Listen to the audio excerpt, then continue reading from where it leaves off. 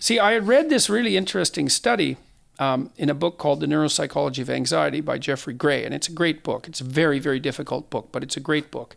It lays out the neurology of our response to novelty and uncertainty, both positively and negatively.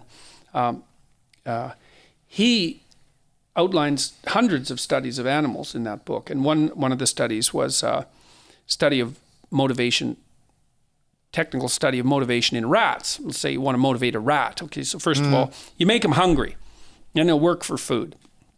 So then maybe you have him learn this maze. He has to run the maze to get the food reward. And so he runs it a few times. He knows there's food there. So you put him at the beginning of the maze and you let him go. And then you watch how fast he goes to the maze. Now, there's a couple of ways you can measure his motivation. You can attach him to a spring and have him pull against the spring. And then, you get some estimate of how much work he's willing to put in to go down the maze. Or you can time him. Okay, so now imagine you got your hungry rat and you let him go at the beginning of the maze and he zooms up to get the food and he's, moving at like 10 miles an hour. But now you do something different. You put him in the same place, but as well as him being hungry and going after the food, you waft in a little bit of cat odor. Danger. Now, yeah. Rats hate cats. They can't stand them. Even if they've never met a cat, they can't tolerate the odor. It really terrifies them. And so that rat will run towards that food much faster than he will if he's just hungry. And so, like, if you want to run towards something that you want, it's really useful to be running away from something you truly don't want. Yeah. And I thought about, so that's part of the reason we built that into the system. And I had a metaphysical take on that too, which is like many religious systems have a kind of notion of something like hell that's very well developed in Christianity. And so hell is where you end up when you lie. That's one way of thinking about it, in a very good way. You might think, well, is there any psychological utility in that idea? And the answer is, yeah. You need to know where you could end up if things went wrong, because then you're motivated by fear to move forward. If you're not motivated by fear to move forward, then your fear's in front of you stopping you, because you might think, oh my God, I can't take the risks necessary to attain these goals. What if something goes wrong? Well, it's like, yeah, well then you're frozen. But if you think, no, wait a second, there's risks to proceeding, but nothing compared to the risks of failing. So then the fear is behind you, pushing you forward. That's so you need a vision of hell. It's like, okay, what's your personal vision of hell? You let your life fall apart because of your own stupidity and your own blindness. It's like you're the worst place you could be in 5 years. Well, that's what we ask people to write about. It's a great counter against the phenomena I've seen with people who start working with roadmaps and they just go at it from the positive viewpoint, is that they run out of motivation juice. Out of juju. They're like, all of a sudden, like, yeah, we want to do this. And then after a couple of months, it sort of ebbs away. Right, exactly. And I've always been wondering, how do you manage that? You can do intervision, you can do reflection. That's all great. And it has its benefit, definitely. But lighting a fire behind you. You bet, man. That works. There's nothing like consulting your existential terror. And you think, well, I'd rather go out and party tonight. I shouldn't be working on this. I'd rather go out and party. It's like, well, why not? It's like, oh yeah. There's a limited amount of time, and yes, every minute we throw away. Yeah, I completely understand. So if you look at arithmetic helps too. In which sense? Well, this is something I've done with big groups of students and my clients as well. It's like, okay, I ask students in particular between the ages of say 18 and 20. It's like, well, how much time do you waste in a day? Is it an hour? People say no. Is it like 4 hours? No. 10? No. It's usually about 6. I can get a group of 200 students to agree that they're just wasting 6 hours a day. No, and by their own definition of wasting, right? So, okay. So then we do some mathematics with that. We've got the 6. That's fine. 6 hours a day. Okay. So that's 40 hours a week. All right. So then I think, well, what's your time worth? And they think, well, minimum wage, because most of the students, if they went out to work, they'd only get minimum wage. But that's not right, because that's a discounted version. Their time is worth way more than that if they're working on something useful, because it's an investment. So it's perfectly reasonable to assume that if you're a reasonably bright student, your time is worth $25 an hour, something like that, and because of its potential for future payoff. It's okay. Well, that's $1,000 a week. Right. So it's $4,000 a month. It's $50,000 a year. In 4 years, it's $200,000. So that's what wasting your day is costing you. It's like, let's make no mistake about it. You're going to be $200,000 poorer in 4 years because you're wasting your time. Is that really what you want to do? You're rich enough so that you're willing to forego that $200,000. Well, no one's ever sat them down and said, look, put an estimate out of the value of your time. Figure out how much of it you're wasting, and then ask yourself if you really think that that's a good idea. Because it's actually not a good idea. And I don't think anybody thinks it's a good idea. Yeah.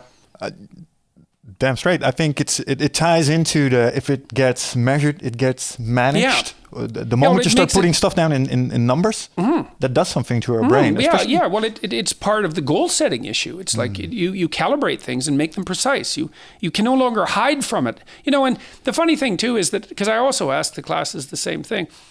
Well, do you enjoy yourself while you're wasting that time? And the answer is always no. People feel terrible. It's like, they're watching one YouTube video after another that they're not even interested in, or they're watching like endless amounts of pornography or some damn thing. Or they're playing video games, not because they want to, but because they can't stop. And they know they should be doing something else. It's not enjoyable time. So not only is it and that's part of why it's wasted. It's like, it's not productive and it's not enjoyable. Well, so how much of that procrastination is, because setting goals is a great counter to that. So how much of that behavior, if you look at it, because it's not rational behavior, is also sort of kind of same like goal setting, wired into us because of our evolutionary path? I've always wondered about procrastination in myself. Like, why am I like that every now and then? That's a good question. Well, look, procrastination needs no explanation. The answer to should you do something difficult and energy intensive is no, because it's difficult and it's energy intensive, right? So there actually has to be your default position can easily be, no, I'm not going to do that difficult and intensive thing. There should be some internal resistance to doing that because it's costly. Okay, well, but then you think, well, wait a second, there are conditions under which investing in something intensive and energy demanding is appropriate. Well, yeah, but you got to specify the conditions. Like, why should you listen to yourself? You could think about it this way. Why should you listen to yourself if you're an idiot? You know what I mean? If you don't have a plan, your body's thinking, no, I'm just going to sit here and take it easy because who knows when the next antelope is going to come along so I can kill it. I'm just going to lie here like a lion and wait. Yeah. It's like, no, you need a reason that's a bad idea. And I think a track record, like the goals and the reasons and that you've already chased after a few antelopes, for example, and you've actually managed to do it. So you can. Well, there's that too. Because your deeper self might be saying, well, you want me to get up and do something. What makes you think I can trust you? You're not just running down some blind alley. Well, if you've had some victories, you can say, no, we're serious about this. And so, and then the goal setting too, like I would think about it more like, it's more like the development of a vision.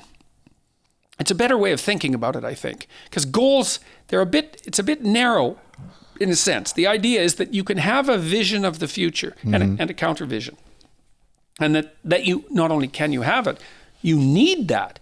It's without that, you won't move forward against your procrastination. And you need real reasons, and terror is a good one. Terror is great, man.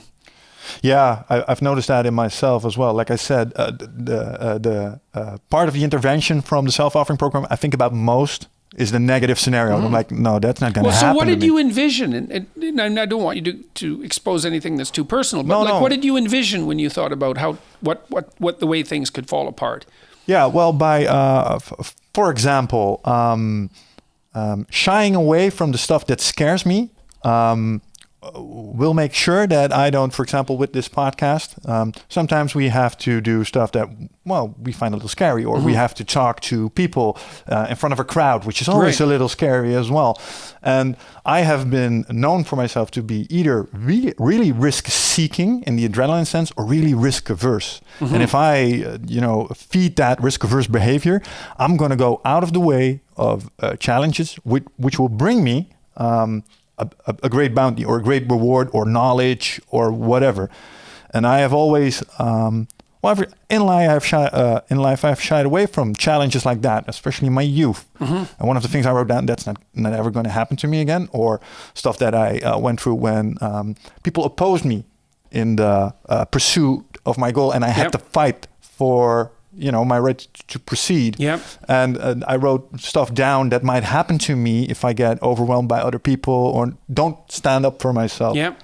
And that, every now and then when I get in situations like that, that's what pops to mind. I'm like, I have to fight for it.